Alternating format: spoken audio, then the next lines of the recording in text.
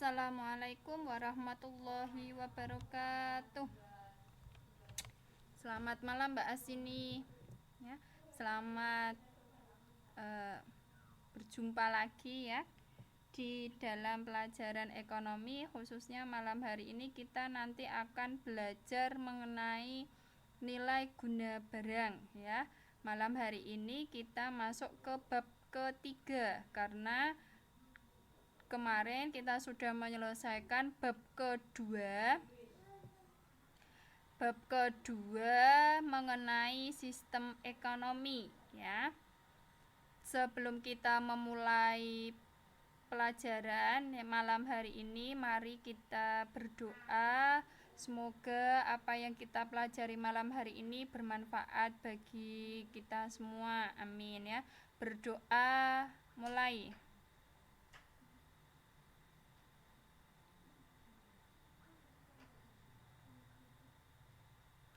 Doa selesai ya. Selamat malam Mbak Umi ya. Kita mempelajari mengenai nilai guna barang. Sebelum saya mulai, Waalaikumsalam Mbak Umi. Sebelum saya mulai, saya akan mereview pembelajaran minggu kemarin ya mengenai sistem ekonomi. Pada dasarnya, sistem ekonomi yang digunakan pada negara-negara di dunia ini tidak ada yang murni menggunakan satu sistem ekonomi karena terjadi banyak kekurangan ya, sehingga perkembangan sekarang banyak negara-negara di dunia yang menggunakan sistem ekonomi campuran ya. Demikian juga Indonesia sebenarnya dasarnya adalah sistem ekonomi campuran, tetapi bangsa Indonesia memiliki ideologi, memiliki falsafah yaitu Pancasila, sehingga negara Indonesia untuk mengatur kegiatan ekonominya supaya dapat mencapai kesejahteraan rakyat, sehingga bangsa Indonesia menggunakan sistem ekonomi apa teman-teman? Ya, Waalaikumsalam Mbak Mary, Mbak Lastri, Mbak Widayanti. Mbak Lastri belum telat, baru mulai ya. Yuk kita semangat belajarnya karena sebentar lagi ya, 3 hari lagi kita akan menikmati hari kemenangan ya. Oke, kita harus semangat malam hari ini karena kita nanti tidak berjumpa selama kurang lebih 10 hari ya, 10 hari. Oke, terima kasih Mbak Umi. Demokrasi Pancasila, iya, sistem ekonomi yang digunakan negara Indonesia adalah sistem ekonomi demokrasi Pancasila karena bangsa kita, bangsa Indonesia memiliki falsafah, memiliki ideologi yang membedakan dengan negara-negara lain, sehingga dengan berdasarkan falsafah tersebut negara Indonesia menggunakan sistem ekonomi Pancasila ya. Kemarin kita sudah belajar bahwa pedoman atau dasar yang digunakan untuk menjalankan sistem ekonomi Pancasila yaitu terdapat pada Undang-Undang Dasar 1945 pasal 33 ayat 1, 2, dan 3 ya.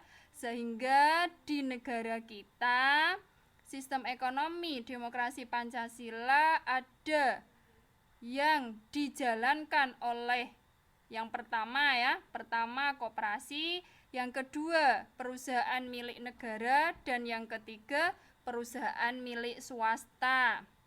Ya, selamat malam Mbak Silvi. Baru mulai ya, Mbak Silvi belum telat karena belum masuk ke materi malam hari ini. Saya baru mau review pertemuan kemarin ya. Oke. Saya sudah mengulas pertemuan kemarin bahwa negara kita menggunakan sistem ekonomi Pancasila ya, dasarnya berdasarkan Pancasila dan Undang-Undang Dasar 1945 pasal 33 ayat 1, 2, dan 3, sehingga di negara kita kegiatan ekonominya dipegang oleh 3 lembaga, 3 organisasi, 3 perusahaan ya. Yang pertama koperasi, yang kedua BUMN, dan yang ketiga adalah BUMS. Nah, itu Idealnya di negara kita menggunakan sistem demokrasi Pancasila. Nah, sekarang malam hari ini kita mempelajari nilai guna barang. Kita sudah masuk ke bab ketiga ya, nilai guna barang. Nilai guna barang nantinya lanjut ke pertemuan selanjutnya akan mempelajari perilaku konsumen ya. Kita kebanyakan dari kita adalah sebagai konsumen. Makanya apa sih yang harus dilakukan oleh seorang konsumen, dan lebih lanjut lagi nanti kita mempelajari teori produsen, perilaku produsen. Oke, kita masuk ke nilai guna barang. Nah, materi nilai guna barang ini nanti kita pelajari. Pertama, nilai guna barang, yang kedua perilaku konsumen, dan yang ketiga perilaku produsen. Sehingga nanti konsumen dan produsen kita sama-sama mempelajari. Nah, nilai guna barang yaitu kemampuan barang atau jasa dalam memenuhi kebutuhan manusia ya. Setiap barang, selamat malam Mbak Indri. Setiap barang itu mempunyai nilai untuk memenuhi kebutuhan manusia, tetapi barang-barang yang digunakan untuk memenuhi kebutuhan manusia dibedakan berdasarkan kegunaannya ya. Nilai guna berarti kemampuan yang dimiliki oleh suatu barang yang nantinya digunakan untuk memenuhi kebutuhan manusia ya. Tujuan akhirnya pasti untuk memenuhi kebutuhan manusia ya, karena setiap hari tidak akan pernah lepas yang namanya kebutuhan ya. Kebutuhan adalah sesuatu yang harus dipenuhi ya. Kalau kita tidak bisa memenuhi, maka kelangsungan hidup kita akan terganggu, sehingga barang-barang yang ada semuanya ditujukan untuk memenuhi kebutuhan manusia. Nah, itu ya. Sehingga di sini ada 4 nilai guna barang, dibedakan jadi 4. Yang pertama, utility of form, yaitu kegunaan berdasarkan bentuk. Sebuah benda bertambah kegunaannya jika diubah dari bentuk asalnya. Ada dari teman-teman yang bisa memberikan contoh, benda itu bertambah nilai kegunaannya karena adanya bentuk yang berbeda. Sudah diubah bentuknya dari bentuk semula ke bentuk yang baru. Coba teman-teman ada yang bisa memberikan contoh? Ya, gini aja, saya akan menjelaskan dari keempat-empatnya, nanti saya bagi teman-teman ya, menurut kegunaan, nilai guna barang. Yang kedua, utility of place, yaitu kegunaan berdasarkan tempat. Suatu benda bertambah kegunaannya jika dipindahkan dari satu tempat ke tempat yang lain. Awalnya itu barang atau benda itu belum sepenuhnya bermanfaat, tetapi jika benda itu dipindahkan dari tempat awalnya ke tempat yang lain, itu bertambah nilai manfaatnya karena berdasarkan perbedaan tempat, sehingga nilai barang itu mempunyai nilai yang lebih, memiliki nilai jual. Nah, itu utility of place, kegunaan berdasarkan tempat. Yang ketiga, utility of time, kegunaan berdasarkan waktu. Suatu benda itu lebih bermanfaat, bertambah kegunaannya jika digunakan saat yang tepat. Waktunya itu tepat. Kalau waktunya tidak tepat, maka benda itu belum memiliki nilai kegunaan yang pas, nilai kegunaan yang lebih. Oke, Mbak Mary. Nah, nanti saya akan nanti Mbak Mary ke bagian yang mana. Oke, kalau saya tanya Mbak Mary, kulit menjadi jaket kulit, ini Mbak Mary itu mengelompokkan nilai guna barang berdasarkan apa? Kulit menjadi jaket kulit. Nah, ini berarti Mbak Mary memberikan contoh kategori yang mana? Oke, terima kasih Mbak Mary. Yo, kulit menjadi jaket kulit. Mbak Mary memberikan contoh masuk ke kategori yang mana? Oke, selamat malam Mbak Dahlia. Oh iya, oke betul Mbak Mary, utility of form. Dari awalnya semula ya, barang itu belum mempunyai nilai guna yang lebih, tetapi sudah diubah ke dalam bentuk yang berbeda.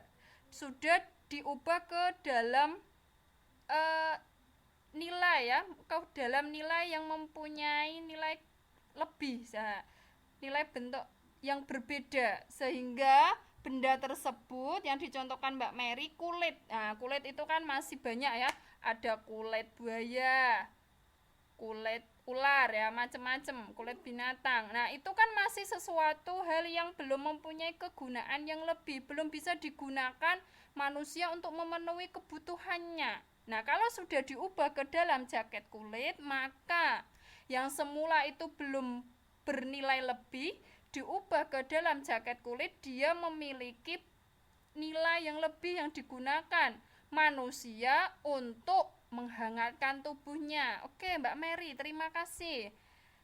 Kita lanjut ke utility of ownership, kegunaan kepemilikan ya. Suatu benda akan bertambah kegunaannya jika sudah dimiliki. Nah, ini berarti ya.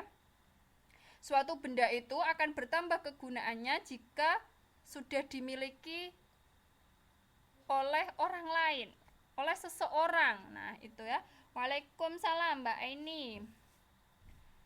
Nah, ini ada berapa ya teman-teman ya. Mbak Mary tadi sudah memberikan contoh yang utility of form. Oke, saya sebutkan satu-satu ya. Mbak Asini memberikan contoh utility of form. Kemudian Mbak Umi utility of place. Mbak Wida utility of time. Mbak Lastri utility of ownership. Mbak Mary sudah. Mbak Silvi sekarang utility of form. Mbak Indri utility of place. Kemudian Mbak Dahlia utility of time. Mbak Aini utility of ownership. Ini yang baru masuk. Oke, nanti ya, karena baru masuk, baru menyesuaikan. Sementara sampai Mbak Dahlia dulu. Oke, selamat malam Mbak Sari. Nah, Mbak Umi tadi kebagian yang utility of place. Barang itu berguna jika dipindah dari tempat satu ke tempat yang lain.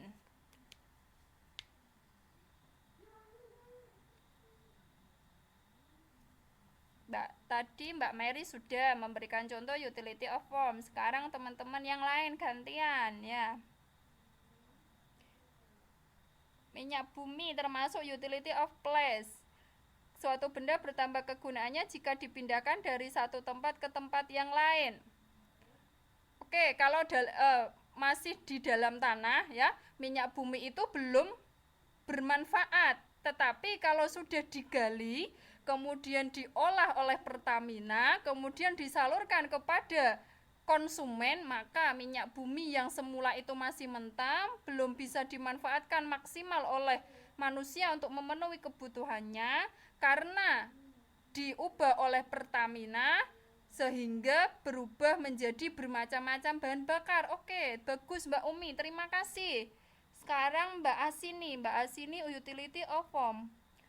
Kayu belum dapat menjadi kayu bakar dan jika diubah, nah ini. Oke, terima kasih Mbak Asini ya.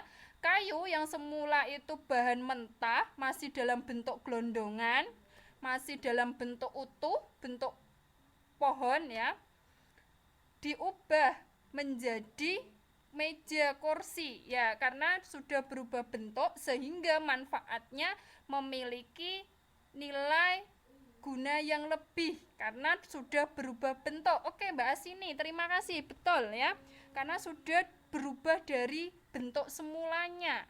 Ini memiliki nilai jual yang sangat tinggi sekali ya, apalagi di kota saya ya, kota Jepara itu kan terkenal dengan kota ukirnya. Nah, terutama meja kursi kalau sudah diproduksi dalam bentuk meja, kursi, almari, dan segala macam perobotan rumah, Yang semula misalnya kayu belum seberapa nilai jualnya, tapi kalau sudah diubah ke dalam bentuk meja kursi, alat-alat perabot rumah tangga, itu kalau dijual di luar Jepara memiliki nilai yang sangat tinggi, memiliki nilai jual yang tinggi. Oke, terima kasih Mbak Asini. Ya, betul sekali ya, utility of form.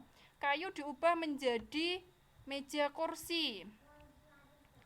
Mbak Umi tadi betul ya, minyak bumi yang semula kalau masih di dalam perut bumi itu belum termanfaatkan, tetapi kalau sudah dipindahkan, diolah oleh Pertamina, kemudian disalurkan ke dalam konsumen, kepada konsumen untuk memenuhi kebutuhannya, maka minyak bumi tersebut memiliki nilai guna yang lebih, terutama utility of place-nya ya, kegunaan berdasarkan tempat.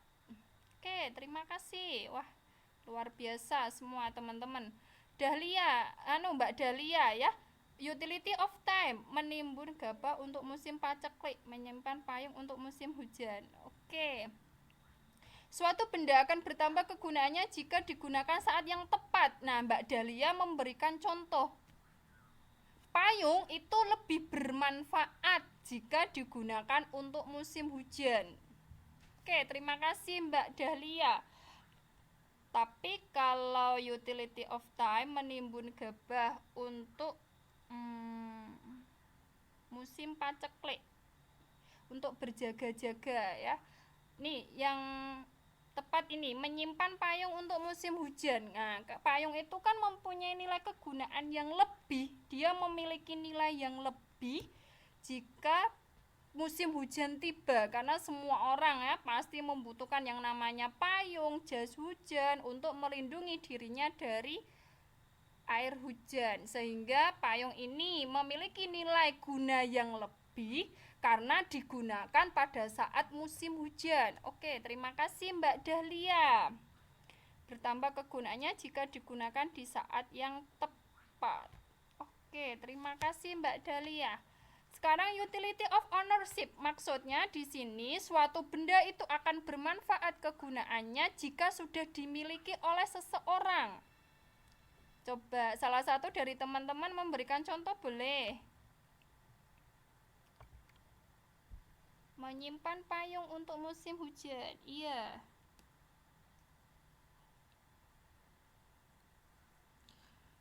Utility of time, kegunaan berdasarkan waktu. Benda akan bertambah kegunaannya jika digunakan pada saat yang tepat.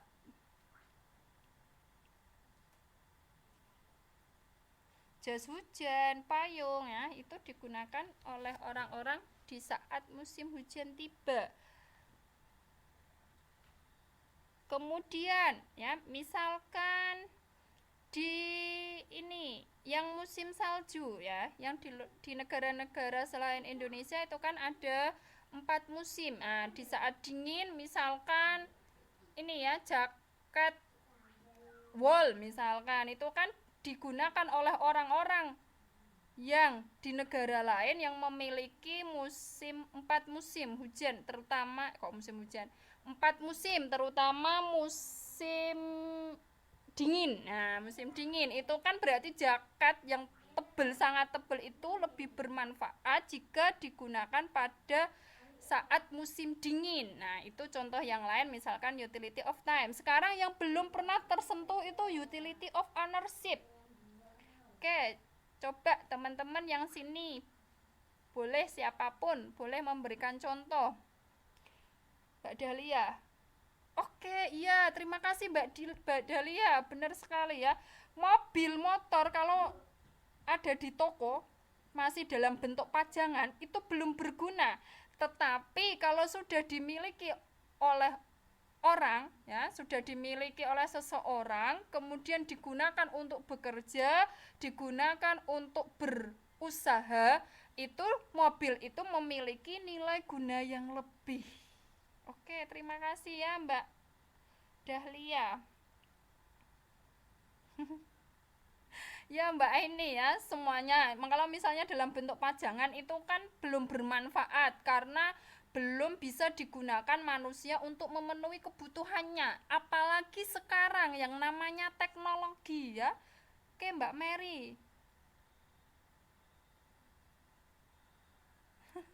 Oke, terima kasih. Wah, ternyata teman-teman sangat luar biasa pengetahuannya, sangat terima kasih ya teman-teman. Oke, utility of ownership. Contohnya, misalkan sekarang ini ya, yang namanya teknologi itu sangat bermanfaat untuk memenuhi kebutuhan manusia. Ibaratnya manusia sekarang tanpa teknologi ibarat masakan itu kurang garam ya, kurang lengkap. Karena yang setiap waktu itu manusia membutuhkan teknologi, terutama informasi ya. Mbak Mary, ya komputer lebih berguna oleh seorang pelajar daripada seorang petani ya, karena petani itu kan ibarat pegangannya setiap hari kan traktor, sabit. Nah, itu ya. Oke, terima kasih Mbak Mary. Oh, enggak apa-apa Mbak Silvi. Sampai sini teman-teman ada yang ditanyakan ya? Dari contoh teman-teman sangat luar biasa. Berarti semuanya sudah memahami contoh-contoh yang ada di lapangan ya, yang ada di lapangan untuk menunjukkan utility of form, place, time maupun ownership ya. Kalau ownership itu yang semula masih dalam bentuk ibaratnya pajangan, kalau sudah dimiliki oleh seseorang maka benda tersebut sudah nilainya itu lebih tinggi karena sudah dimiliki. Kalau masih dalam bentuk pajangan itu kan belum termanfaatkan dengan maksimal, tetapi kalau sudah dimiliki oleh seseorang maka nilainya jauh akan lebih bermanfaat karena digunakan untuk memenuhi kebutuhan manusia. Apalagi sekarang teknologi ya sangat membantu kehidupan manusia untuk menyelesaikan pekerjaannya. Ya Mbak Tari ya, terima kasih. Ikan di laut menjadi berguna setelah ditangkap. Oke, dia ikan di laut itu kan belum memberikan manfaat untuk manusia ya, untuk memenuhi kebutuhan pangannya,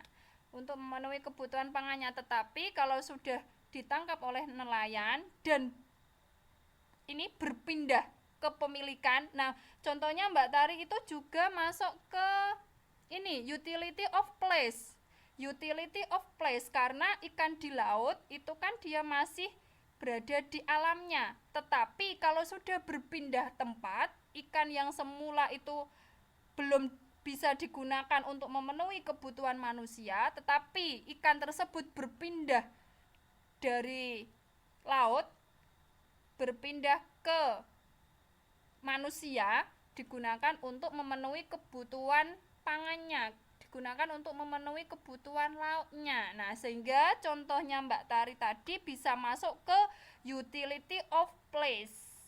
Suatu benda itu berguna karena dia berpindah tempat. Ya, Mbak Dahlia. Oke, terima kasih teman-teman. Ya, Mbak Tari ya. Karena sudah berpindah tempat dari tempat satu ke tempat yang lain. Dari awalnya itu dia belum memiliki nilai guna, tetapi kalau sudah berpindah tempat, sudah bisa digunakan untuk memenuhi kebutuhan manusia, maka masuknya ke utility of place. Oke, terima kasih teman-teman. Wah, sangat luar biasa. Sampai sini ada yang ditanyakan? Teman-teman ada yang bertanya dari nilai guna barang tadi? Kalau tidak, kita lanjut lagi. Gimana? Oke, kita lanjut ya. Nah, di sini nilai guna barang itu dibedakan 4. Nah, di sini masih ada lagi nilai guna barang masih bisa dikategorikan ke dalam 2 lagi.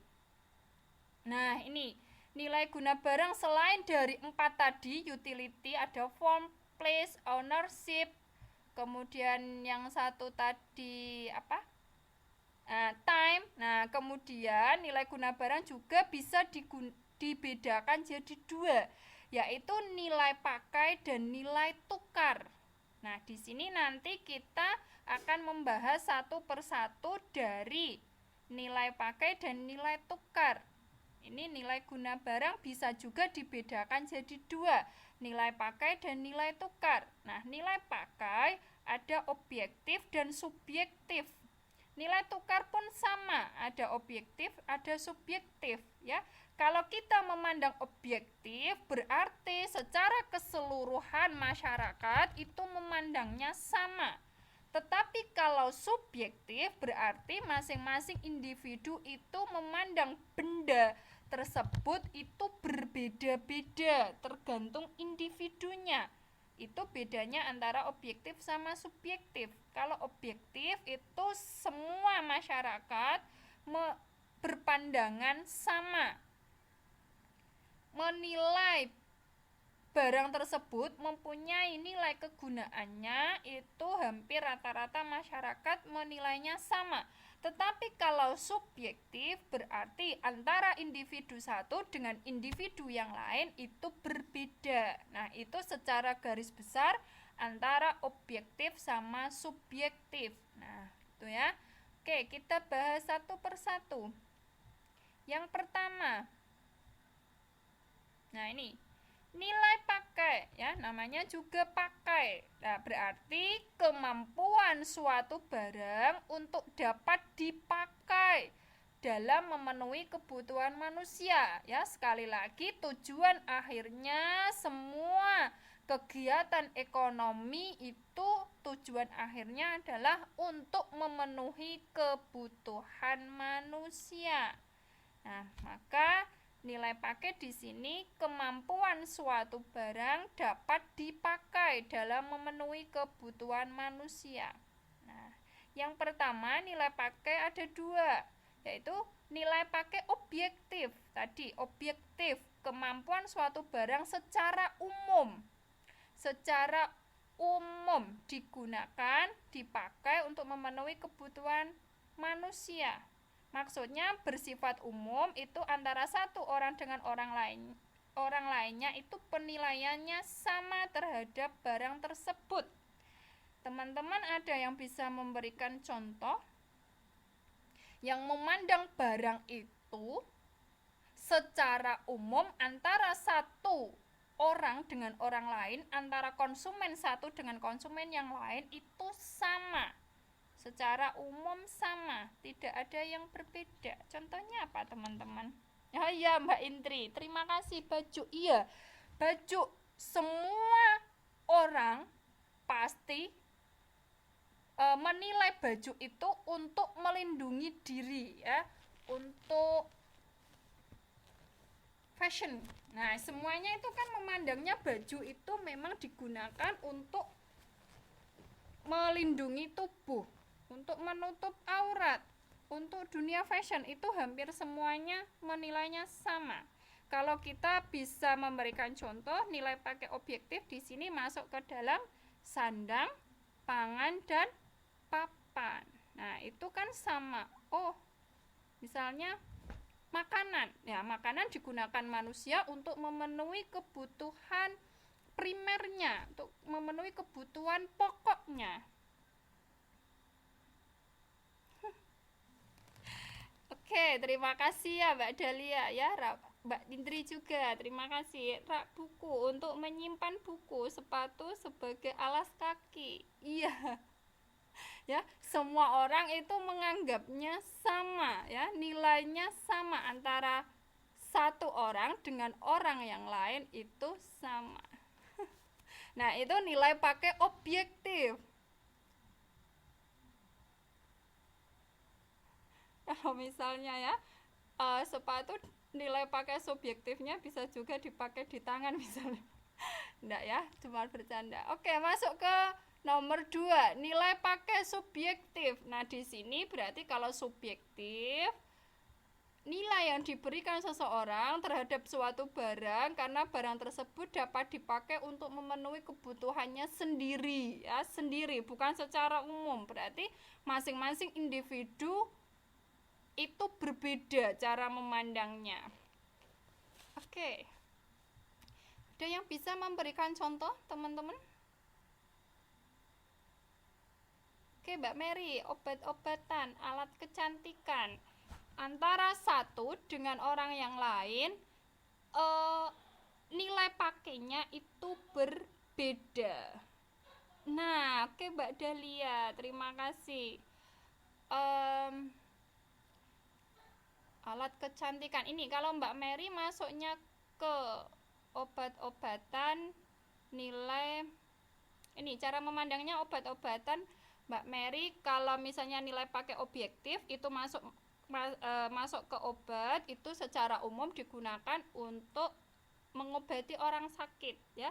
Tetapi alat kecantikan, kalau kosmetik semuanya sama ya, nilai pakainya objektif.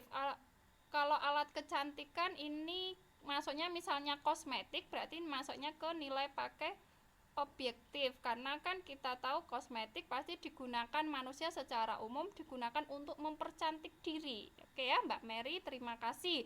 Nah ini Mbak Dahlia, cangkul lebih berguna dipakai oleh petani.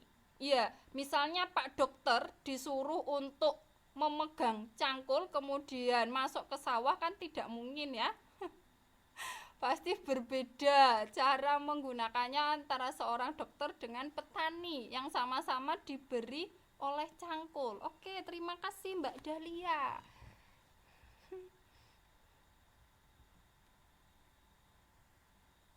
Nah, ini lemari Mbak Tari memberikan contoh, berarti nilai pakai objektif. Mbak Dahlia tadi memberikan contoh cangkul. Cangkul lebih berguna bagi para petani daripada misalkan dipakai oleh dokter, kan tidak mungkin ya.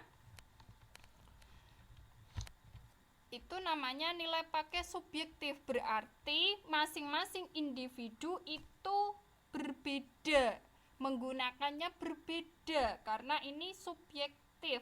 Untuk memenuhi kebutuhannya masing-masing individu berbeda-beda. Contohnya misalkan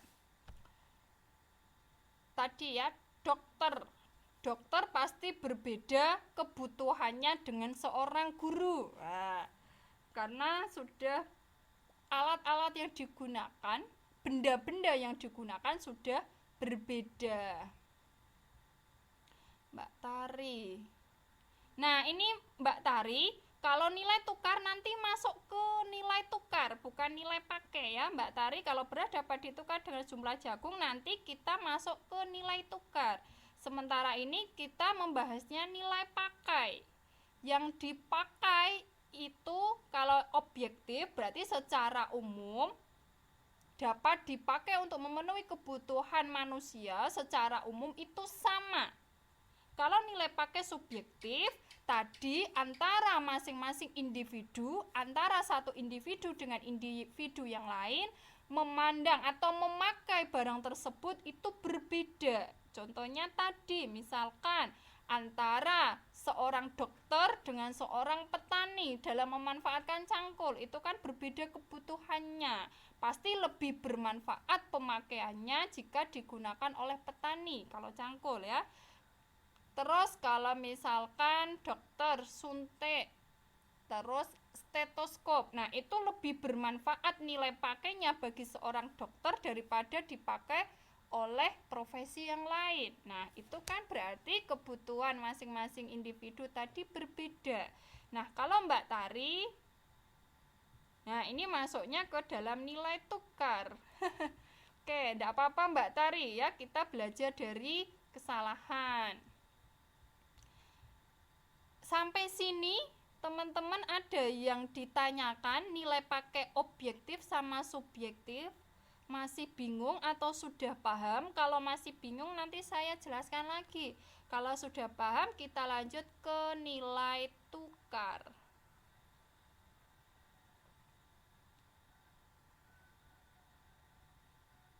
Oke teman-teman, paham nilai pakai? Belum paham? Oke Mbak Lastri, saya jelaskan ya. Nilai pakai berarti kemampuan suatu barang dapat dipakai untuk memenuhi kebutuhan manusia ya. Tujuan akhirnya pasti untuk memenuhi kebutuhan manusia. Oke, tidak apa-apa. Oh iya, Mbak Mary. Saya jelaskan lagi ya. Nilai pakai objektif. Namanya juga objektif ya. Berarti antara individu satu dengan individu yang lain memandang benda tersebut dapat dipakai secara umum. Secara umum penilaiannya terhadap barang itu sama dalam memenuhi kebutuhan manusia. Nah, oke.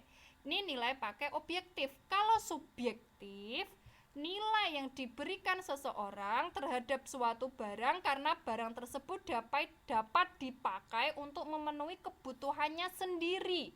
Ya, sendiri berarti antara individu satu dengan individu yang lain itu berbeda dalam pemakaiannya, ya Mbak Mary, Mbak Lastri, berbeda, dan teman-teman yang lain itu antara satu dengan yang lain itu berbeda.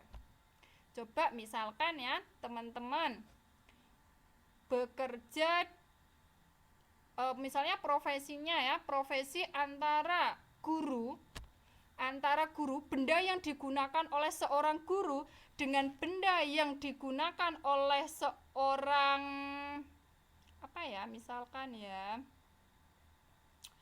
guru dengan tukang pos misalnya. Kalau guru ya yang dipegang setiap hari yang mempunyai nilai pakai itu kan misalnya ya buku, spidol. Nah, itu kan nilai pakai subjektifnya itu pasti berbeda dengan benda yang digunakan oleh Pak Pos. Pak Pos itu kan berarti ini ya, sepeda motor ya yang digunakan untuk mengantar surat misalnya. Kalau memandangnya sepeda motor gini Mbak Mary. Antara guru dengan dokter itu benda yang digunakan untuk memenuhi kebutuhannya itu jelas berbeda ya, dan teman-teman yang lain. Guru itu kan yang dipegang setiap hari mesti buku, pen, ya alat tulis. Nah, kalau Pak Dokter itu kan obat-obatan, stetoskop. Nah, itu nilai pakainya kalau yang alat benda yang digunakan dokter diberikan oleh guru nanti bisa jadi malpraktek. Nah, itu karena benda tadi memiliki nilai pakai subjektif karena antara individu satu dengan individu yang lain itu berbeda. Tetapi kalau tadi yang saya contohkan misalkan sepeda motor antara guru dan tukang pos ya sama-sama nilai kegunaannya berarti objektif ya, sama-sama mengantar dari tempat satu ke tempat yang lain supaya teman-teman tadi jelas yang saya contohkan ya.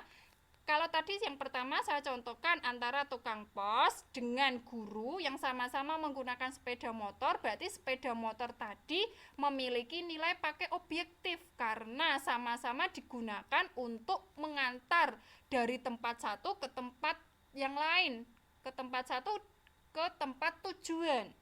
Ya, itu sepeda motor berarti memiliki nilai pakai objektif. Contoh yang kedua, saya contohkan antara guru dengan dokter berarti memiliki nilai pakai subjektif karena barang-barang yang digunakan dua profesi tersebut itu berbeda, tidak bisa ditukar peranannya. Misalkan stetoskop dipegang oleh guru, wah nanti bisa-bisa jadi malpraktek, berarti tidak sesuai, berarti nilai pakai subjektifnya itu berbeda cara pemakaiannya gitu ya Mbak Mary ya. Nah iya betul sekali Mbak Mary, misalkan jala itu lebih bermanfaat nilai pakai subjektif itu penggunaannya lebih bermanfaat nelayan daripada seorang petani. Petani lebih memanfaatkan misalnya cangkul, kemudian sabit. Nah, itu lebih bermanfaat oleh seorang petani daripada seorang nelayan. Itu. Oke, dari teman-teman ada yang ditanyakan? Ya, saya lebih senang misalkan kurang jelas, kita membahas sama-sama di mana kekurangannya, di mana kurang pahamnya ya. Jadi teman-teman memang benar-benar sudah bisa memahami apa yang saya jelaskan. Oke, terima kasih. Ini Mbak Aini tadi memberikan komentar apa ya? Sampai belum kebaca. Guru pegangnya ballpoint dan book dan dokter pegangnya suntik. Iya, itu Mbak Aini. Nah, itu nilai pakai subjektif antara orang yang satu dengan orang yang lain itu memandang bendanya itu berbeda-beda tergantung dari kebutuhan yang harus dipenuhi. Nah, itu ya. Sampai sini ada yang ditanyakan atau masih ada yang bingung?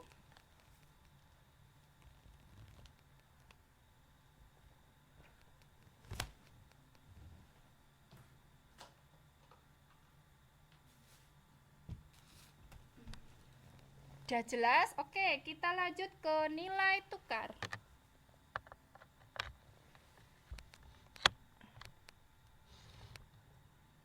Nilai tukar.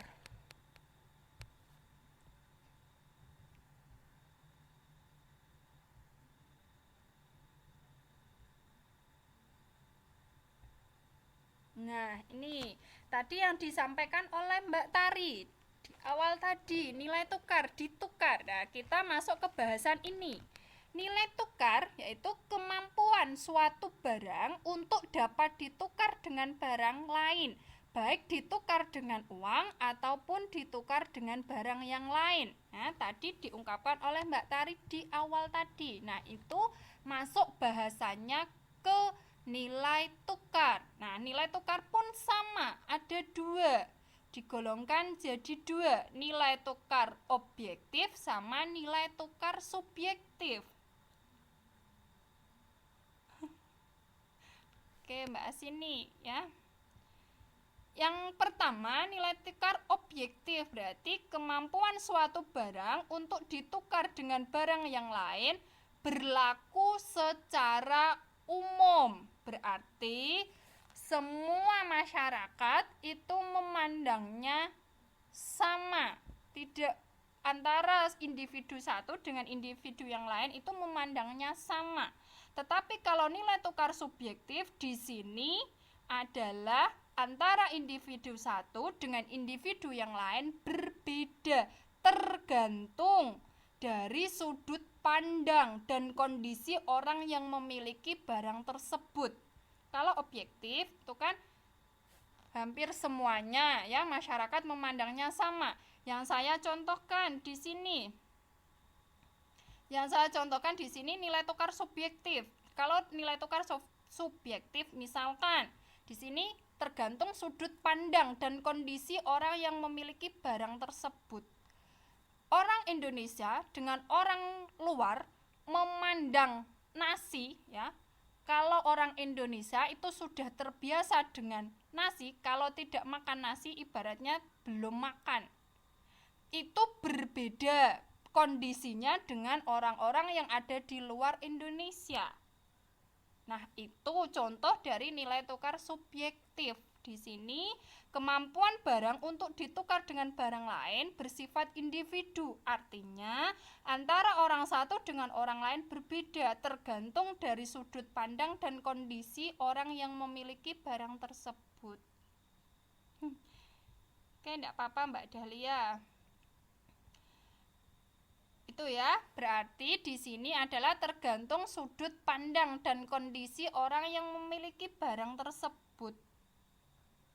Orang Indonesia memandang yang namanya nasi itu nilainya jauh lebih besar daripada roti.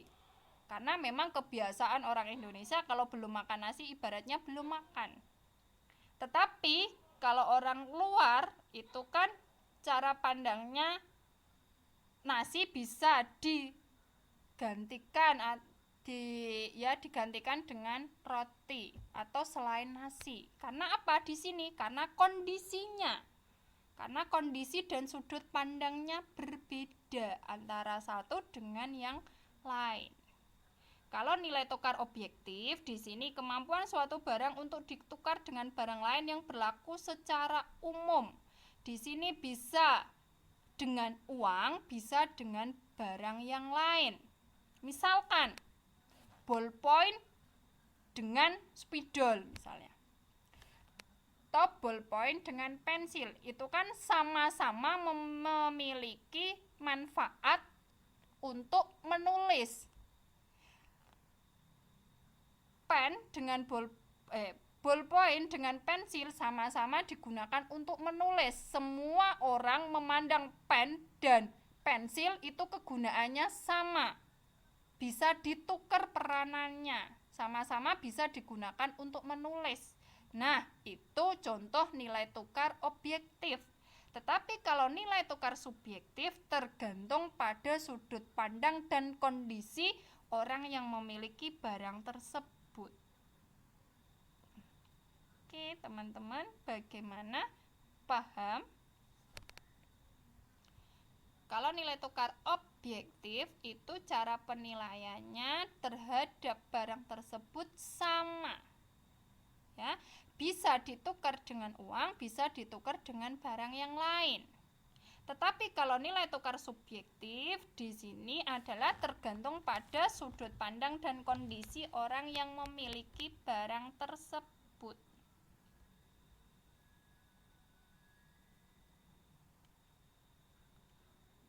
Oke, sudah paham? Karena ini adalah bahasan yang ini kesimpulan ya, kesimpulan mengenai benda, suatu barang memiliki nilai itu apa sih? Kriterianya itu apa? Yang pertama, manusia memerlukan barang atau jasa tersebut. Jelas, kalau misalnya manusia tidak memerlukan barang atau jasa tersebut, tidak mungkin benda tersebut atau barang tersebut itu dicari untuk memenuhi kebutuhannya. Pasti nilainya itu tidak berharga.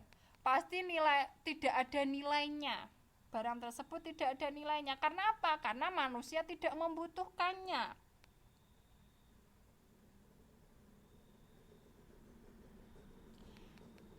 Misalkan ya teman-teman, air yang berada di sungai sebelum dimanfaatkan manusia itu kan air kan biasa-biasa saja ya. Ya seperti itulah peranannya, mengalir dari tempat tinggi ke tempat yang rendah misalnya. Terus kemudian bermuara di laut. Ya itu kan hal yang biasa. Tetapi kalau manusia sudah memerlukannya, apalagi musim kemarau, nah, air sungai yang biasa-biasa saja belum memiliki nilai yang lebih. Kalau misalnya sudah musim penghujan, musim kemarau, sungai tersebut memiliki nilai yang tinggi, memiliki nilai guna yang tinggi karena digunakan oleh para petani untuk mengairi sawahnya. Nah, di situ ya. Suatu barang atau benda memiliki nilai apabila yang pertama, manusia memerlukan barang atau jasa tersebut. Kalau misalkan manusia tidak memerlukannya, pasti barang tersebut itu tidak memiliki nilai yang berarti karena belum memberikan manfaat ya. Begitu pula dengan kita ya. Kalau misalnya kita belum bermanfaat bagi orang lain, pasti nilai diri kita itu lebih ya, ibaratnya belum bermanfaat ya kan teman-teman. Tapi kalau misalkan kita dibutuhkan oleh orang lain, kita pasti memiliki nilai yang lebih ya. Karena kita bermanfaat bagi orang lain. Nah, itu contoh kecil saja ya, teman-teman. Iya, kebutuhan manusia. Ya, memang semua benda yang ada di bumi ini itu memiliki nilai jika manusia itu sudah membutuhkan. Dalam rangka apa? Dalam rangka untuk memenuhi kebutuhan manusia. Pasti ujung-ujungnya itu benda yang ada di muka bumi ini itu dimanfaatkan, diolah untuk memenuhi kebutuhan manusia. Makanya benda tersebut memiliki nilai. Oke ya, teman-teman itu. Misalnya contohkan saja tadi sungai. Sungai itu kan ya biasa kalau musim-musim penghujan terutama ya kan biasa. Tetapi kalau sungai itu sudah masuk ke musim kemarau, nilainya sangat tinggi. Karena apa? Digunakan oleh para petani untuk memenuhi atau mengairi sawahnya. Nah, itu nomor 1. Yang 2, barang atau jasa yang ada diperkirakan dapat digunakan untuk memuaskan kebutuhan manusia. Kalau sudah diprediksi atau sudah ditentukan bahwa barang tersebut itu digunakan untuk manusia, maka barang tersebut pasti mempunyai nilai yang lebih, karena tujuan akhirnya adalah untuk memuaskan kebutuhan manusia. Kebutuhan manusia terpenuhi, terpuaskan. Nah, itu berarti barang dan jasa tersebut memiliki nilai.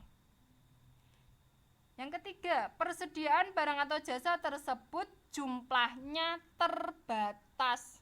Pasti. Kalau jumlahnya tidak terbatas, berarti barang tersebut tidak memiliki nilai. Contoh, air di laut. Nah, air di laut kalau kita dulu ya, pertemuan yang kemarin-kemarin itu kan termasuk benda bebas. Ya, kita tidak membutuhkan pengorbanan di saat kita akan memilikinya. Air laut. Tetapi kalau sudah air laut itu diolah dalam bentuk yang lain, misalnya dalam bentuk kemasan, benda yang jumlahnya tak terbatas tadi kalau sudah masuk ke bentuk yang lain, masuknya ke benda ekonomi. Untuk memperolehnya dibutuhkan suatu pengorbanan. Jadi kalau barang atau jasa tersebut yang tersedia di alam itu jumlahnya terbatas, maka nilai guna suatu barang tersebut menjadi tinggi. Nah, itu kesimpulannya. Suatu barang memiliki nilai apabila yang pertama, manusia memerlukan barang tersebut. Yang kedua, digunakan untuk memuaskan kebutuhan manusia. Yang ketiga, jumlahnya terbatas. Kalau jumlahnya tidak terbatas, pasti memiliki nilai gunanya itu rendah. Tetapi kalau jumlahnya terbatas, nilai gunanya menjadi lebih tinggi. Sampai sini ada yang ditanyakan teman-teman? Karena ini sudah selesai slide-nya. Sudah habis.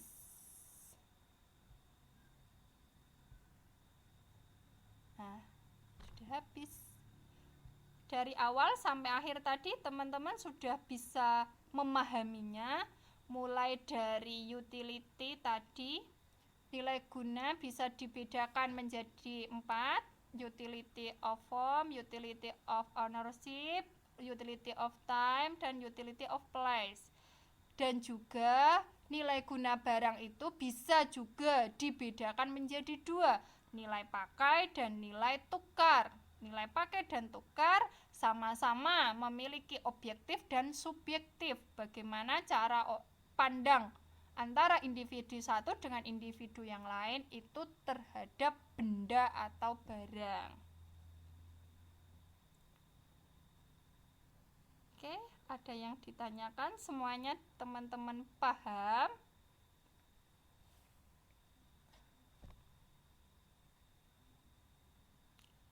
Kalau misalkan sudah paham ya, karena ini kan ya mau mendekati lebaran ya, saya mengucapkan terlebih dahulu minal aidin wal faizin, mohon maaf lahir dan batin apabila selama saya mengajar ya dari awal sampai akhir banyak melakukan kesalahan atau menyinggung perasaan teman-teman ya, saya mohon maaf. Nanti kita lanjut lagi setelah lebaran. Oke ya, itu ya teman-teman.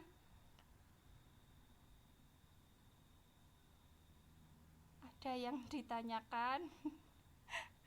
Kok rasanya hening sekali?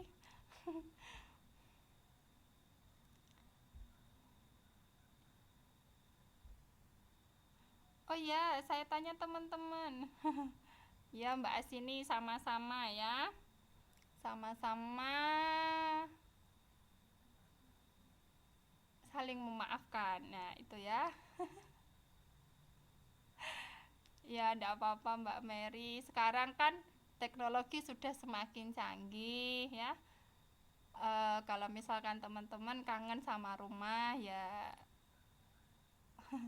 telepon itu ya, jangan sedih, nanti saya ikut sedih. Nanti saya ikut sedih.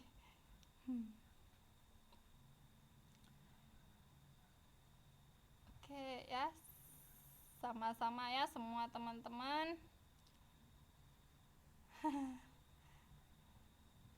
Iya ya, saya kok jadi ikut sedih ya, ya. Oke. Iya Mbak Mary jadi baper aduh. Oke deh, kita itu ya, ini sudah kita sudah menyelesaikan materi kita sharing atau tanya-tanya lah.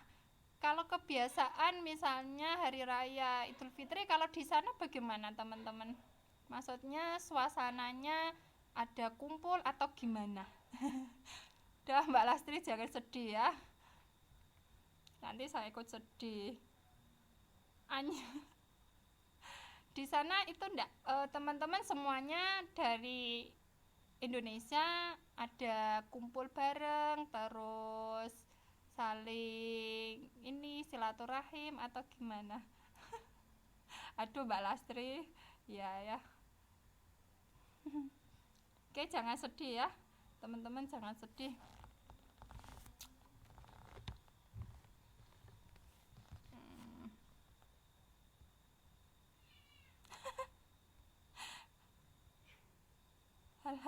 Halaman halaman mulai dari nol lagi ya. Oke teman-teman semuanya sudah paham.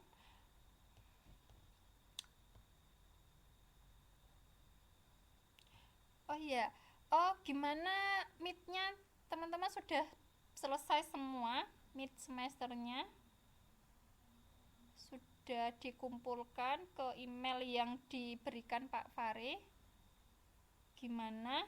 Bisa semua? Alhamdulillah sudah. Tidak ada yang kesulitan ya? Oke. Ya semoga saja nanti hasilnya teman-teman semuanya bagus. Mbak Nisa, waalaikumsalam Mbak Nisa. Saya akhiri atau gimana teman-teman, karena ini materinya sudah habis. Kemudian ya saya ini kan hampir lebaran, saya memberikan materinya tidak begitu banyak supaya teman-teman bisa menikmati hari-hari terakhir Ramadan. Ya, saya memberikan materi yang hanya sedikit, memberikan kesempatan bagi teman-teman untuk ini mau persiapan lebaran. Ya, enggak apa-apa Mbak Nisa, ini hampir selesai. Tuh ya. Gimana? Saya akhiri atau bagaimana? Gimana teman-teman? Enggak apa-apa, saya akhiri.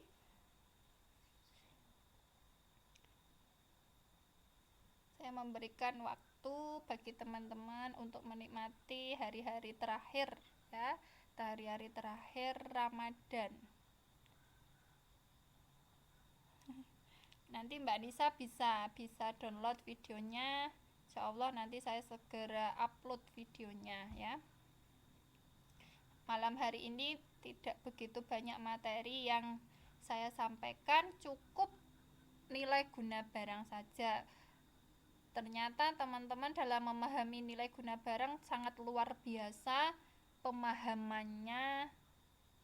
Teman-teman, wah sangat luar biasa pokoknya ya.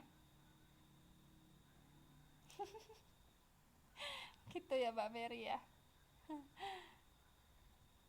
Kalau di sini musim kemarau, tapi kadang juga ya 1-2 kali ada turun hujan, tetapi panas di sini ya musimnya.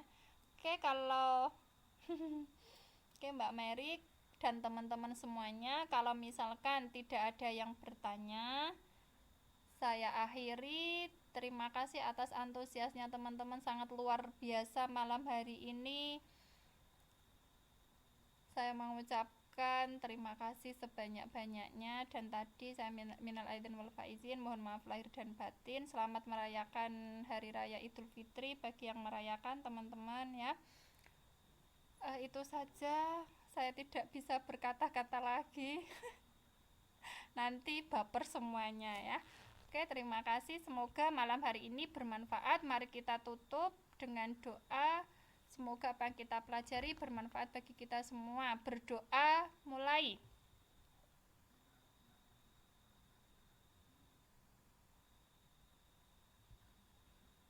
Oke, terima kasih teman-teman. Semuanya selamat malam, selamat istirahat, tetap semangat dalam mencari ilmu sampai cita-cita semua yang diharapkan teman-teman dapat tercapai. Tetap semangat, tetap berjuang, tuh ya. Itu pesan saya. Dan terima kasih. Assalamualaikum warahmatullahi wabarakatuh.